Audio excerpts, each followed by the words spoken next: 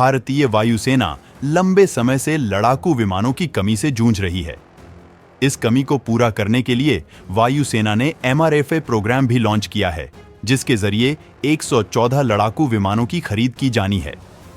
अमेरिकी company Lockheed Martin को इस प्रोग्राम का सबसे बड़ा दावेदार माना जा रहा है। लॉकहीड ने भारत को F-21 लड़ाकू विमान ऑफर किया है।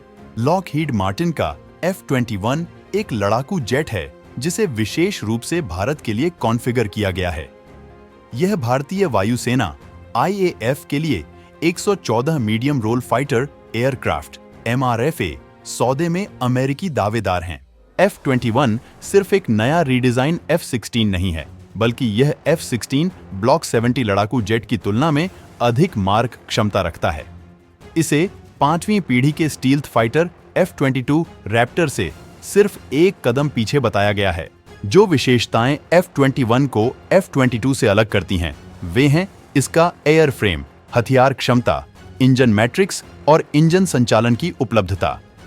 F-21 जेट को अब तक निर्मित सबसे उन्नत F-100 संस्करण के रूप में वर्णित किया गया है, जिसमें F-35 लाइटनिंग, टाई और F-20 रैप्टर के भविष्य के एवियोनिक्स शामिल हैं। 2019 में लॉकहीड मार्टिन द्वारा जारी एक वीडियो में नया वेरिएंट 10 मिसाइलों को लेकर उड़ान भरता हुआ दिखाई दिया था।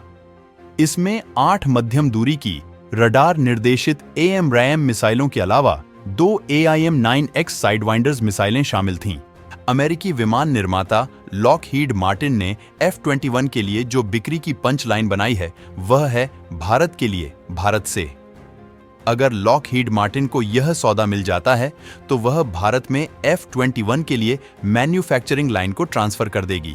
लॉकहीड मार्टिन ने पहले ही भारतीय फर्म टाटा ग्रुप के साथ साझेदारी की है और टाटा लॉकहीड मार्टिन एरोस्ट्रक्चर लिमिटेड बनाया है।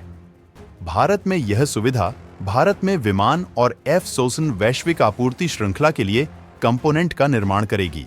F-21 लड़ाकू विमान में एक हवाई ईंधन भरने वाली एक एरियल रिफ्यूलिंग पॉड और एक snip electro optical targeting pod भी शामिल था।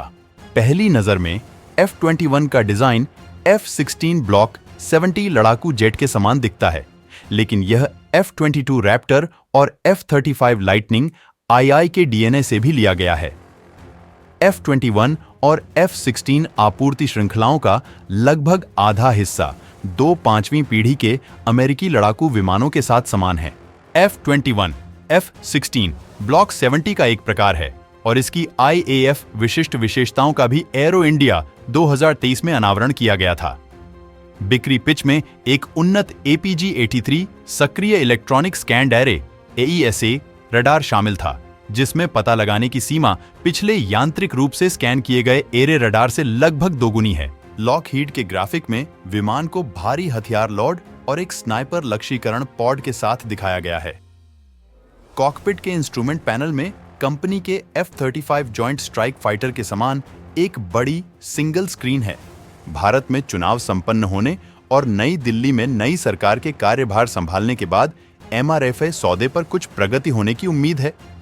स्वदेशी हल्के लड़ाकू विमान LCA MK-19 के लिए बड़ा ऑर्डर देने के बावजूद वायुसेना ने मेक इन इंडिया के तहत 114 लड़ाकू विमान खरीदने का प्रस्ताव भेजा है। हमारे चैनल को लाइक, सब्सक्राइब करें ऐसे ही देश और दुनिया के अफेयर्स और कॉन्फ्लिक्ट को जानने के लिए।